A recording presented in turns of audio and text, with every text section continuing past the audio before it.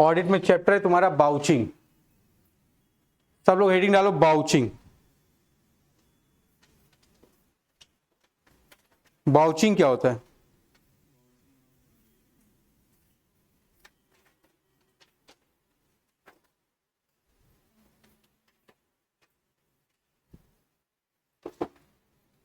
बताओ भाई, हिंदी में क्या बोलते हैं इसको?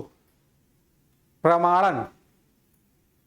ठीक है, आपको पढ़ना है इसमें meaning, object, significance and general principle of vouching, voucher and their reliability, vouching of specialised transaction, vouching of trading transaction, vouching of cash transaction. ठीक है ना।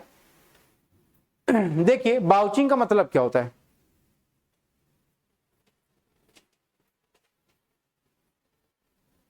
बताइए भाई। देखिए बाउचिंग इज अ प्रोसेस, ये क्या है का एक प्रक्रिया है। प्रक्रिया का मतलब क्या होता है? जहां पर सीक्वेंस ऑफ ऑपरेशन होता है, चीजें के स्टेप में कंप्लीट ना कोई मल्टीपल स्टेप में कंप्लीट होती है, उसको आप क्या नाम देते हो? Process of examining and verifying the accuracy. आप क्या करते हो? एग्जामिन करते हो। एग्जामिन मतलब जांचते हो, परखते हो, चेक करते हो। अगर मैं गाड़ी खरीद के लाया, कुछ खरीद के लाया, तो उसका क्या होगा? एक रिसीट होगा। आजकल ऑनलाइन का जमाना है, ट्रांजैक्शन के आप पास रसीदें होंगी।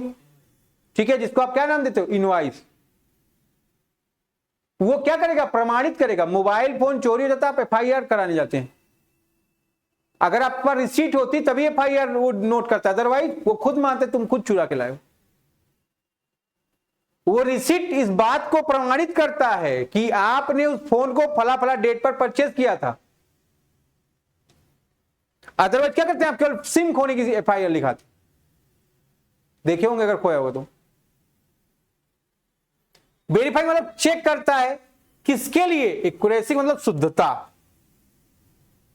फिर authenticity and validity of business transaction record in books of accounts by checking supporting document such as invoice. कैसे करते हो? इन सब रिकॉर्डेड ट्रांजैक्शन को चेक करते हो बुक्स ऑफ अकाउंट से। उसका सपोर्टिव डॉक्यूमेंट होता है आपके पास। क्या है वो document? Invoice, receipts, bills and contracts, है ना। हम इस कोचिंग में पढ़ा रहे हैं, इस जगह को मैंने रेंट पर लिया है और हर महीने ऑनलाइन पेमेंट उसको ट्रांसफर करते हैं। तो ऑनलाइन पेमेंट मेरे इस बात को प्रमाणित करता है मैं उसको पैसा दे रहा हूं, और हमारा उसका क्या है? रेंट एग्रीमेंट है, मीन कॉन्ट्रैक्ट है। ठीक है, तो ध्यान रखोगे, it ensure that each financial transaction is genuine. जो ट्रांजैक्शन आप कर रहे हो वो कैसा होना चाहिए? जेन्युइन होना चाहिए। फिर प्रॉपरली ऑथराइज्ड। ठीक है ना। पूर्ण रूप से क्या हो? ऑथराइज का मतलब जहां पर आप लीगल एस्पेक्ट्स को फॉलो कर रहे हो। ठीक है, एंड करेक्टली रिकॉर्डेड, जिसको आप शुद्धता पूर्वक रिकॉर्ड भी कर रहे हो। ठीक है ना। तो ध्यान रखो। और ऑथराइज इसका मतलब क्या होता है? मतलब जिससे तुम्हारी फीस तुम्हारे पापा अगर जमा करेंगे, क्या करूंगा? मैं नहीं मानूंगा, मैं मानूं तुम्हारी फीस हमको सबमिट हो चुकी है। Vouching is the fundamental foundation of auditing. Vouching क्या है? फाउंडेशन मतलब एक नींव है ऑडिटिंग। ठीक है, as it help auditors confirm that the financial record are free from error. जो इस बात को प्रमाणित करता है कि जो आपने फाइनेंशियल रिकॉर्ड मेंटेन किया है वो क्या है? एरर फ्री है ना। फ्रॉड का मतलब जिसमें कोई कपट मिथ्यावर्णन नहीं है, झूठ फरेब नहीं है। और मिस स्टेटमेंट मीन कोई गलती नहीं है। ठीक है, it involve not only verifying the existence of document but also ensuring that transaction compile with accounting principle and company policy। और इसमें इस बात का भी इन्वॉल्वमेंट होता है, जांचा जाता है, वेरीफाई किया जाता है कि जो डॉक्यूमेंट एग्जिस्ट कर रहे हैं वो ट्रांजैक्शन जो हुए हैं वो अकाउंटिंग प्रिंसिपल को फॉलो कर रहे हैं और कंपनी के जो रूल रेगुलेशन पॉलिसीज है उनको फुलफिल कर रहे हैं कि नहीं कर रहे। ठीक है, तो कहने का मतलब क्या है भैया? बाउचिंग जो है ऑडिटिंग का एक नींव है। जितनी बेहतरीन बाउचिंग आप करे रहेंगे उतना सपोर्ट आपको ऑडिट पे मिलता रहेगा, और आपके जो ट्रांजेक्शन है वो क्या होते जाएंगे, प्रमाणित होते जाएंगे। भैया ऑडिट पे जो भी डॉक्यूमेंट आपने प्रोवाइड कराया है वो सब डॉक्यूमेंट क्या है, आपके वेल वेरीफाइड है। और उसके भी यहाँ पर जो ऑडिटर अपना रिपोर्ट देगा, वो रिपोर्ट भी क्या इस बात को प्रोवाइड करेगी कि आपका जो ऑडिटिंग हुआ है वो भी क्या है, प्रॉपर शेड्यूल के माध्यम से हुआ है, और जो रिपोर्ट है वो true and fair review represent कर रही। ऑब्जेक्ट क्या है भैया बाउचिंग के,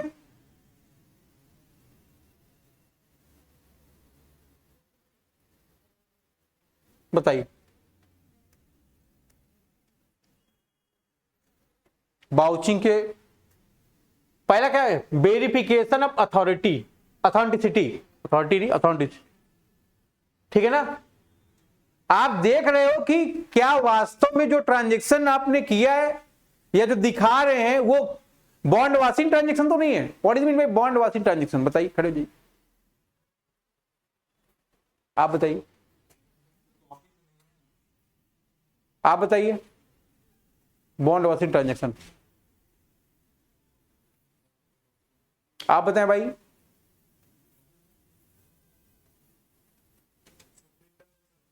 आप बताइए भैया।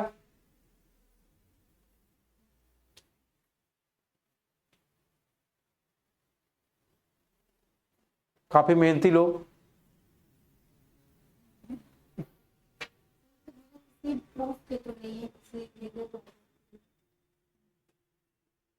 सब ऐसे खड़े रहना, कोई बैठना नहीं।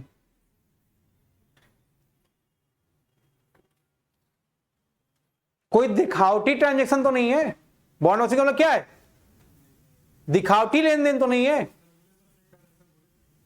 हम तुमने सुना था,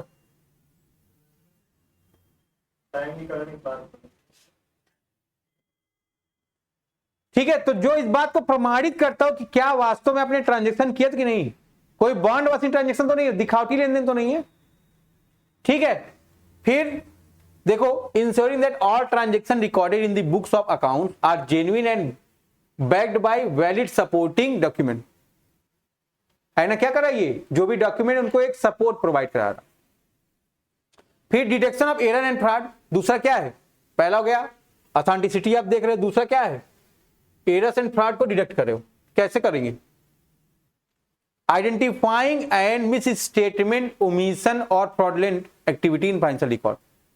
आप क्या करेंगे, आइडेंटिफाई करोगे, पहचानोगे किसी भी तरह का मिस स्टेटमेंट का मतलब क्या है, गड़बड़ी गलतफहमी जो भी हो रहेगी आपकी, ओमिशन मतलब गलती, और कोई फ्रॉडलेंट मतलब कपट या मिथ्या पूर्वक कोई भी क्रिया प्रक्रिया होगी जो किससे जुड़ी होगी,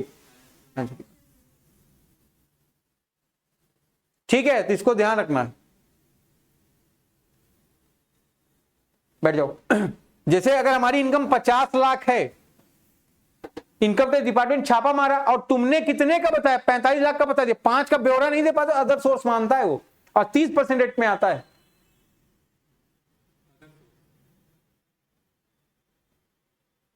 तो वही बात यहां पर है, अगर तुमसे वेरीफाई कराया जा रहा है तो आप बताओ, और नहीं कर पाओगे क्या है वो आपका फ्रॉड हो जाएगा कि नहीं। फिर ensuring proper authorisation, checking whether each transaction has been duly approved by authorized personnel before being recorded। Sales department क्या करता है, सेल को अप्रूव करता है, परचेज डिपार्टमेंट परचेज को अप्रूव करता है, फाइनेंस डिपार्टमेंट जितने भी कैश ट्रांजेक्शन होंगे या फाइनेंस की बात होगी वो सब अप्रूव करेगा। तो देखोगे कि क्या प्रॉपर अथॉरिटी ने उसको ऑथराइज किया था उस खर्च के पहले, क्या वो सर्टिफिकेट है, क्या वो लेटर है आपके पास जो एक फॉर्मल ऑर्गेनाइजेशन रिप्रेजेंट करते हैं। फिर एक्यूरेसी ऑफ फाइनेंशियल रिकॉर्ड, है ना, वित्तीय रिकॉर्ड की शुद्धता को बताता है। Confirm that transaction are recorded accurately in the correct account and classification, check compliance with policies and law, ensuring that the transaction follow company policies, accounting standard and legal regulation, ठीक है। तो वो चौथा था। उसके बाद ये आपका चेकिंग कंप्लायंस में क्या हो जाएगा, पॉलिसीज एंड लॉ, जिसको कंपनी क्या कहता है कि आपको अपने रिकॉर्ड को अनलिमिटेड ईयर तक मेंटेन करना है, अब बोल रहे 8,000 पाए, बोतल की व्यवस्था हो गई है। इससे बड़ा बेशरम आदमी कौन हो सकता है? कोई नहीं हो सकता। जिंदगी में माँ लक्ष्मी, माँ सरस्वती एक बार सबको मौका देती है, और जो बचा ले जाएगा वही तरक्की करेगा, और जो नहीं बचा पाएगा। तुम्हारी उम्र शराब पीने की है,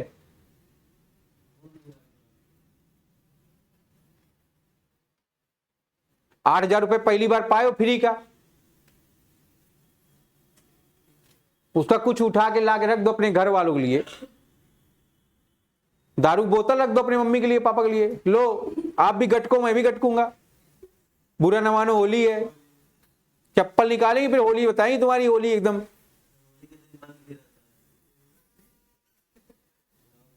पैसा अगर आप पा रहे हैं, स्कॉलरशिप आ गया है तो अच्छा है, तुम्हारा आ गया, जिसका नहीं आ रहा रो रहा है। उस पैसे क्या करो, सही जगह लगाओ।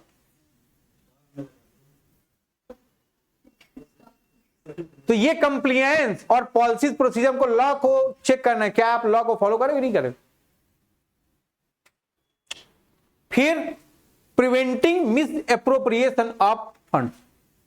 अब ज्यादा पैसा हो गया, अब इसको पता है हर महीने पापा पैसा भेजते हैं, पापा पैसा भेजेंगे तो मेरा वाला पैसा क्या होगा, Saturday night full tight, 2 pack अंदर भाई सिकंदर, है कि नहीं। अरे अच्छी अच्छी किताब ले लो, टैब वेब ले लो, पढ़ने में जो तुम्हारे सपोर्ट प्रोवाइड करे, ठीक है। तो इसको हमको ध्यान रखना है, प्रिवेंटिंग मिस फंड। ज्यादा पैसा आता है तो लोगों के शौक बढ़ जाते हैं, तो वही मदिरा पान का सेवन करने लगता है, अगरबत्ती सुलगाने लगता है, चरस गांजा फूकने लगता है, अफीम चाटने लगता है। तो ये सब उस तरह यहां ऑर्गेनाइजेशन में आप अपने फंड, मैंने तुमको पढ़ाया था ना फाइनेंस, ओवर कैपिटलाइजेशन और अंडर कैपिटलाइजेशन। आपको क्या करना है, कम पैसा लगा के बिजनेस को सेटअप करना है, तभी आप एक अच्छे फाइनेंस मैनेजर कहलाओगे, अदरवाइज सस्ते माल सस्ते में।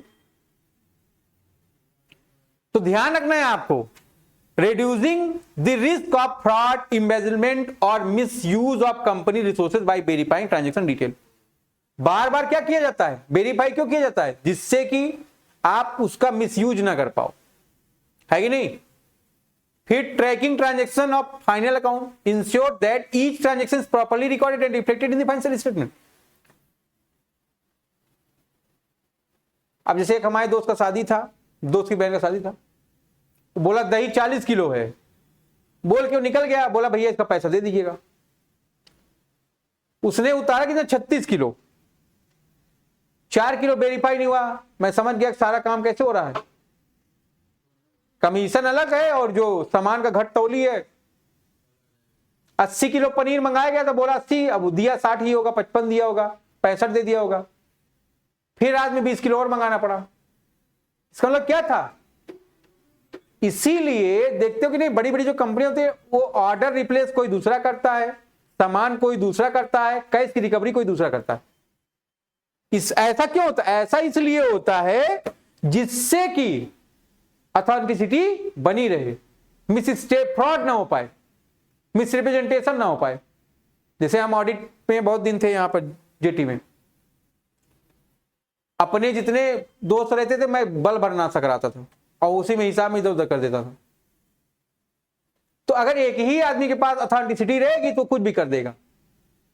बात समझ में आ रही ना, ध्यान रखोगे। आगे देखे, maintaining reliability of financial statement. अगर आप सही डेटा यूज करोगे तभी आपका जो ट्रांजेक्शन होगा, जो आपका अकाउंट्स होगा, उसकी ऑथेंटिसिटी होगी, अदरवाइज नहीं।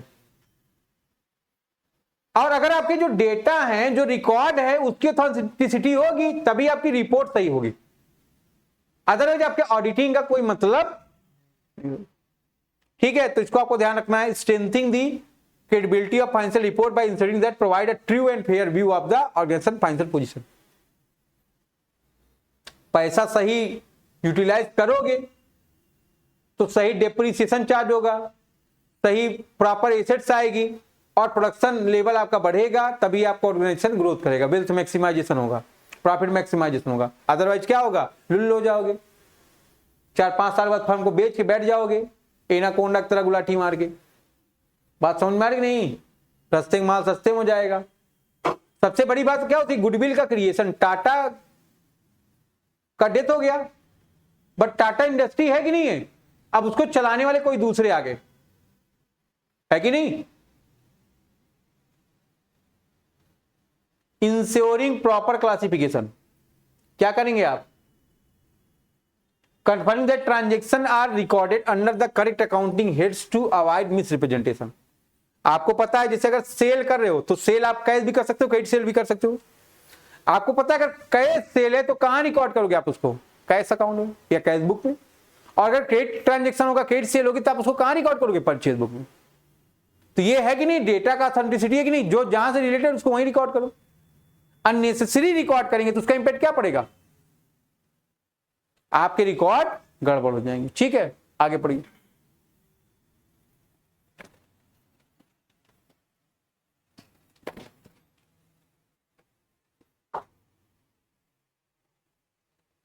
अपने से पढ़िए भाई।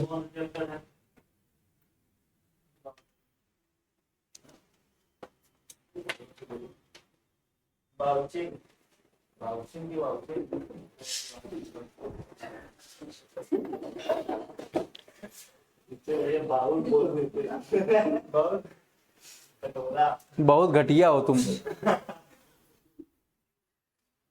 चलो देखो, verifying cash and bank transaction, यही बात होगी जो भी मैंने आपको बताया, ठीक है ना। तो देखोगे अगर कैश मेमो है ना, या बैंक स्टेटमेंट है, तो उससे भी आप कैश ट्रांजेक्शन को चेक कर सकते हो, ठीक है।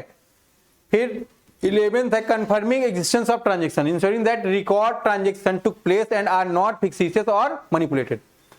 आप कैश मेमो या रसीद या इनवॉइस ले रहे हो तो चेक करो कि नहीं चेक करो कि ट्रांजेक्शन एक्चुअल में हुआ है कि नहीं हुआ है। अदरवाइज क्या है, अगर आपको ब्लैक मनी को व्हाइट मनी में कन्वर्ट करना हो तो एक कोचिंग का रजिस्ट्रेशन करा लो, 18% जीएसटी देके पूरा पैसा को क्या कर सकते हो आप, व्हाइट मनी में कन्वर्ट कर सकते हो, ठीक है ना।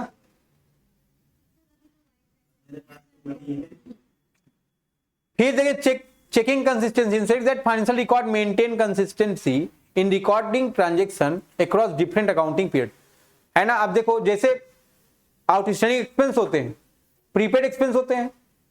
आउटस्टैंडिंग एक्सपेंस क्या बताता है आपको, ऐसे खर्चे जो आपको पे करने थे बट आपने अभी पे, तो उसको क्या करते हो, ऐड करते हो, क्योंकि वो करेंट अकाउंटिंग पीरियड से इंक्लूड है। प्रीपेड एक्सपेंस क्या होता है, ऐसा खर्चा जो आपको पे नहीं करना था बट आपने पे कर दिया, वो क्या है आपका नेक्स्ट अकाउंटिंग ईयर से रिलेटेड है, उसको क्या करते हो आप, इसीलिए माइनस करते हो, ठीक है। तो ये सब आप चेक करते हैं। Evaluating internal control, assessing the effectiveness of internal control related to financial transaction to prevent fraud and. अब कल हम लोग बात करते थे इंटरनल चेकिंग की बात कर रहे थे ना, तो क्या था, जितना अच्छा इंटरनल चेकिंग का प्रोसीजर होगा ऑडिट पर जोर कम देना पड़ेगा, जितना गड़बड़ होगा उतना ऑडिट पर जोर अधिक देना पड़ेगा, ठीक है। अब ये डिपेंड करता है आपके ऊपर, आपके ऑर्गेनाइजेशन के ऊपर, आपने उसको कितना बेहतरीन तरीके से रखा है और किसके अंडर में सारे प्रोसीजर फुलफिल करने को दिए। डिटेक्टिंग डुप्लीकेट पेमेंट,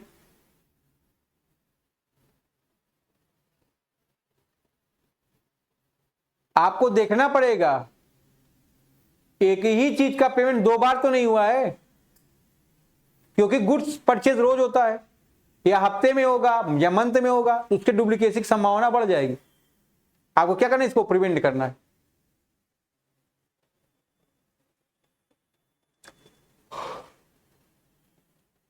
पंद्रह में इंश्योरिंग नो मिशन, आपको वेरीफाई करना है कि कोई फाइनेंशियल ट्रांजेक्शन में गलती तो नहीं हो गई है। फिर रिव्यू अनयूजुअल और सस्पिशियस ट्रांजेक्शन, देखते हो कि नहीं बहुत सारे लोगों के अकाउंट ब्लॉक हो जाते हैं। अभी जैसे तुम ही हो, ऐप मैंने दिया है, ऐप में स्क्रीनशॉट लो, ऐप तुम्हारा बंद हो जाएगा, लिख देते हैं ना सस्पिशियस एक्टिविटी इन्वॉल्वमेंट, बंद है ऐप तुम्हारा। ऐसा क्यों, क्योंकि वो क्या है, सिक्योरिटी लगी हुई है, पॉलिसी है हमारी, ठीक है ना, कि आप चोरकटाई न करें। जरा तुम करना, फिर पता चल जाएगा तुम्हारा। आगे देखिए, रिव्यू अनयूजुअल, ये हो गया। Ensuring timely record recording of transaction. देखो भैया, जो आपका ट्रांजेक्शन है उसका एक टाइम लिमिट है कि कितने दिन के अंदर रिकॉर्ड करना है। अगर आप नहीं रिकॉर्ड करें और ओपन नहीं कराएंगे तुम्हारा, ये भी समझ लेना बेटा, ठीक है ना। अगर हम इस साल के रिकॉर्ड को आगे साल लिखें, बैड डेट राइट अप होता है कि नहीं होता है? आप सामान बेचते हो तो पहले चेक कर लेते हो ना किसको बेचे हो। अतीक अहमद टाइप का आदमी तो नहीं है, पैसा लेने जाओ बैठा दे मुर्गा बना दे वहीं पर, है ना, कहेगा बिस्कुट खाएगा गोली खाएगा, ठीक है। जैसे हम लोग ऑडिट कर रहे थे वहां का बहराइच का, तो वहां बैंक वाले अपनी रिकवरी ऑफिसर भेजे थे, रिकवरी ऑफिसर गांव में जाने की तैयारी नहीं था, क्योंकि लोग क्या करें, जब ऑफिसर जाए तो उसको बैठाएं गांव वाले, पानी वानी पिलाएं, वो कहें हमको पता है कि तुम कहाँ आए हो, लेकिन हम पैसा ना दे, चुपचाप गुड़, वहां गुड़ बहुत होता है ना, गन्ना बहुत होता है, गुड़ चीनी उनी दे, अगर चुम मार के खा तो हर काम रहा तू आ ही गया, और जा बैंक वाले कहते दे नहीं पैसा, अब दोबारा आया अधेर 3-5 करया, नहीं आवत रहा पानी पिया जात रहा, ज्यादा 3-5 करया तो ये बांध के मारब, गन्ना का वो होता है ना पत्ता, उससे फाड़ दें और लगा दें नमक, चिल्लाए बैठा आगे बांध के करिए, तो लोग वहां पर जाने के तैयार। तो जब आप सेल करते हो तो इस तरह के लोगों पर चेक कर लो, ऐसे आदमी को तो नहीं। जैसे HDFC की पॉलिसी है, वो वकीलों को नहीं देगा पैसा, पहले लोन देना, पहली प्रायोरिटी वकील तो नहीं हो, हटाओ वकील हो तो हटाओ, क्योंकि वो तावा जामा करेगा ही करेगा, ठीक है ना। फिर सैलरी एम्प्लॉय नहीं मत दो, वो रिस्क लेते हैं, जीरो रिस्क पे काम करता है, ऐसे आदमी देते हैं जिससे पैसा, ऐसे लोग को छोटा मोटा लोन देगा, ठीक है। फिर कंफर्मिंग प्रॉपर सपोर्टिंग डॉक्यूमेंट, ठीक है, ensure that all record transaction have necessary supporting document like invoice, ये सब ऊपर हो गया, वही पॉइंट 2 बार हो गया, ठीक है ना।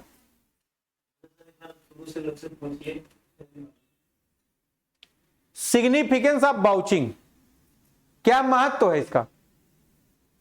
चलो खड़े हो जाओ, हाँ सर बहुत बताओ सिग्निफिकेंस क्या है। अब मोबाइल बंद करो, नहीं बिना मोबाइल के होली भर जाओगे, तुम्हारा स्कॉलरशिप आया भी नहीं अभी।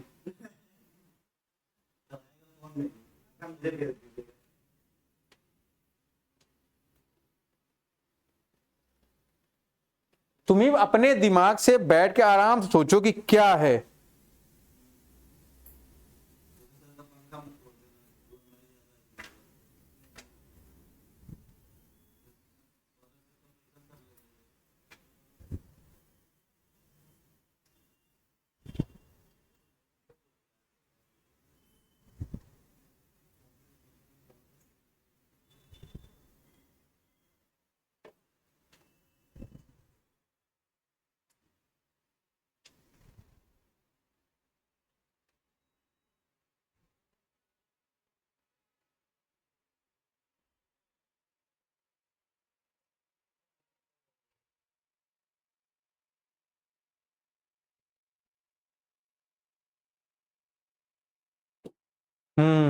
मैं बताना कंपनी के फ्रॉड क्या लिखा है, फाउंडेशन ऑफ ऑडिटिंग। नींव, अगर नींव मजबूत है तो घर मजबूत। तुम यहां बैठ के मोबाइल में चला लेते हो, मैच देखने लगते हो, तुम्हारी नींव कभी मजबूत हो सकती है?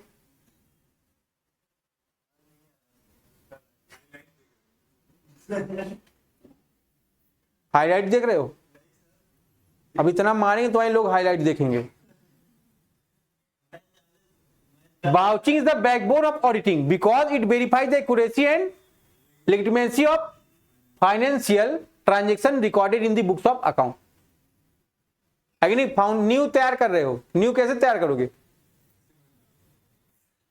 अपने मुंह में सीमेंट बालू डाल ले बेटा तू।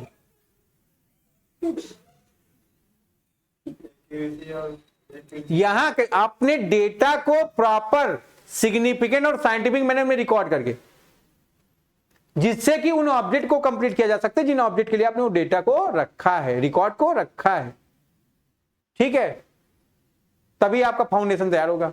बैठ जाओ, फाउंडेशन एक लगाने वाला भी होता है। Ensure reliability of financial statement, तो क्या करेगा? इंश्योर का मतलब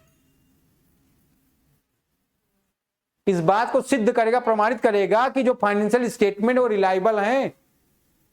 कैसे करेगा? By verifying transaction auditor ensure that the financial statement reflect a true and fair view of the organisation financial position. Auditor verify करेगा ट्रांजेक्शन को, कौन से फाइनेंशियल, क्योंकि नॉन फाइनेंशियल तो यहां आते नहीं है। उसके बाद वो इंश्योरिटी लेके आएगा कि जो फाइनेंशियल स्टेटमेंट है वो रिफ्लेक्ट कर रहा है, मतलब रिपोर्ट दे रहा है ट्रू फेयर व्यू का कि नहीं दे रहा है। ठीक है, फिर वही बात अभी तुम पढ़े थे, detection and prevention of fraud. Vouching क्या करता है? आइडेंटिफाई करता है जो एक्टिविटी वेरीफाई हो गई वो सही है, जो ना वेरीफाई वो क्या है? फ्रॉडलेंट है। वही तो चेक करना आपका काम है। तो क्या करोगे? उसको पकड़ोगे। ठीक है, अनऑथराइज पेमेंट को आप पकड़ेंगे, बॉन्ड वॉशिंग ट्रांजेक्शन को पकड़ेंगे, डिप्रिसिएशन है भी लगा दिया, क्या है बॉन्ड 10% था 15% लगा दिया, 5% बढ़ा दियो, क्या कर रहे हो? प्रॉफिट कम हो गया कि नहीं कम हो गया? ये सब चीजें चेक करनी है। प्रॉफिट कम होगा, टैक्स कम जाएगा, एक्सपेंस अधिक होगा, तो वो पैसा कहां जा रहा है ये भी पता लगाना पड़ेगा। वेरिफिकेशन ऑफ अकाउंटिंग एक्यूरेसी है ना, खातों की शुद्धता को प्रमाणित करता है। जो बिजनेस के ट्रांजैक्शन होते हैं दिन में कई बार होते हैं, होते कि नहीं? इसीलिए आप अकाउंट ओपन कराते हो। इसका कौन सा अकाउंट ओपन होता है? करेंट। तो आपको इंश्योर करना है कि अमाउंट करेक्ट है, क्लासिफिकेशन कैश में भी अलग है, परचेज है, सेल है, एसेट परचेज की हो, गुड्स परचेज की हो, सब क्लासिफाई करना पड़ेगा, चेक करना पड़ेगा और उसका प्रॉपर डॉक्यूमेंटेशन करना पड़ेगा। ठीक है, जिससे आपको जब भी रिक्वायरमेंट हो आप उस डॉक्यूमेंट को आराम से पहचान पाओ। फिर ensure compliance with law and regulation. आपको पता है कि कंपनी लॉ बहुत कड़क हो गया है, अकाउंटिंग के रूल रेगुलेशन पॉलिसीज एएस कड़क हो गए हैं, इंडेस आ गया है, तो आपको अपने लॉ रेगुलेशन को भी फॉलो करना है। उसके लिए भी क्या करना है? आपको अपना प्रॉपर डॉक्यूमेंट सिग्निफिकेंट और साइंटिफिक मैनर में लिखना है, जिससे कि आपके जो रिजल्ट है इफेक्टिव एंड इफिशिएंट मैनर में रिप्रेजेंट हो सके। ठीक है, जिससे आपके इन्वेस्टर क्या हो? ललायित हो कि हम भी इस कंपनी में पैसा लगाएं। ललायित का मतलब लालच आए उनको। जी जी बिल्कुल, आपका इंग्लिश एकदम सही है, इंटरेस्टेड हो। ठीक है ना, आगे देखेंगे prevention of error and omission by examine supporting document. आपको पता ही है, अगर आप सपोर्टिंग डॉक्यूमेंट को चेक कर लोगे तो आप इंश्योर हो जाओगे जो भी चीजें हैं सही है, मतलब आपकी गलतियां और ओमिशन, गलती एरर्स एंड ओमिशन, गलतियां और फ्रॉड क्या हो रहा है? कमी होगा। ठीक है, enhance internal control system. Internal control system का मतलब क्या है? वाउचिंग अगर आप कराते हो तो ऑडिटर क्या होता है? इवैल्यूएट करता है इफेक्टिवनेस किसका? ऑर्गेनाइजेशन का, और देखता है उसका इंटरनल कंट्रोल और उसमें इंप्रूवमेंट करने का प्रयास करता है। वो देखता है कि अगर बढ़िया सिस्टम है अगर आपके इंटरनल कंट्रोल का, तो क्या करेगा? वो अपने ऑडिट की जो क्रियाएं होंगी उसमें वो थोड़ी छूट देगा, लेकिन अगर देखेगा इंटरनल चेकिंग सिस्टम गड़बड़ था तो टफ ऑडिट करेगा। ठीक है, रिस्क और मिस स्टेटमेंट को रिड्यूस करेगा। अभी तुमने इसको पढ़ा था, अगर सब चीजें सही है, सही रिकॉर्ड की गई हैं, तो क्या कर देगा? मिस स्टेटमेंट, फ्रॉड, मिस्टेक का चांस कम हो जाएगा, है ना, और वो तुम्हारे रिस्क को कम करेगा, क्योंकि जो तुम डेटा से एक्सपेक्टेशन निकाल रहे हो वो डेटा आपका अगर सही रहेगा तो एक्सपेक्टेशन सही निकलेगा, एप्रोप्रिएट निकलेगा। Prepare ground for further auditing. अगर तुमने एक केस सॉल्व किया, मान लो तुम वकील हो, एक केस सॉल्व कराने में सालों लग जाते हैं। बहुत सारे वकील वकालत तो कर रहे हैं, लेकिन उनका काम क्या? केवल जाकर डेट लेना। डेट लेने से आपकी काबिलियत नहीं बढ़ेगी। काबिलियत कब बढ़ेगी? जब आप बहस करेंगे। वकील तो बहुत है, बस उसमें से बहस कौन करता है? 1% करते हैं, बाकी सब तो तारीख पे तारीख पे तारीख पे तारीख, 100 रुपया तारीख, 100 रुपया तारीख, कचहरी की बात है। उसका इंपैक्ट क्या पड़ता है? इतना समय लग जाता है तो मर्डर सोचता है ठीक है हो रहा है, इतने में तो मैं 2 को और निपटाऊंगा भी, उसके हौसले बुलंद होते रहते हैं। और जिनको न्याय मिलना है वही आप आंख बंद था तो चेंज हो गया है कि नहीं? तो उनका कानून के ऊपर से विश्वास हटता जाता था। उस तरह यहां क्या हो रहा है, अगर हम लोग सारे काम को कायज करेंगे तो क्या हो जाएगा, अपने आप रिस्क कम होता रहेगा, और रिस्क कम रहेगा तो इन्वेस्टर भी फ्री होके पैसा लगाएंगे। Prepare ground for further auditing, ठीक है ना। एक केस सॉल्व कर लोगे तो अगले बार हौसला तुम्हारा बुलंद रहेगा, तुम दूसरे केस में भी क्या करोगे, वो ग्राउंड रखते चले जाओगे, है कि नहीं। फिर बिल्ड स्टेक होल्डर कॉन्फिडेंस। अब देखो, अगर तुम्हारा सब कुछ सही रहेगा, फाइनेंशियल पोजीशन सही रहेगी, तो क्या करोगे, एक अच्छा कॉन्फिडेंस लाओगे और इन्वेस्टर को, क्रेडिटर्स को, अदर स्टेक होल्डर को क्या करोगे, अपने फाइनेंशियल हेल्थ से इंट्रोड्यूस कराओगे और बताओगे कि आपको कहीं और पैसा न लगा के हमारी कंपनी में पैसा लगाना चाहिए, क्योंकि हमारी कंपनी का ग्रोथ अच्छा है, प्रॉफिट रेट अच्छा है, डिविडेंड डिस्ट्रीब्यूशन का रेट अच्छा है ना, और गवर्नमेंट की पॉलिसी हमको सपोर्ट करिए, गवर्नमेंट को भी हम सपोर्ट करें। कैसे सपोर्ट करें आप, टैक्स देके, ठीक है। तो ध्यान रखोगे, इतनी बात है, इतना पढ़ लेंगे, इसके आगे बात कल होगा।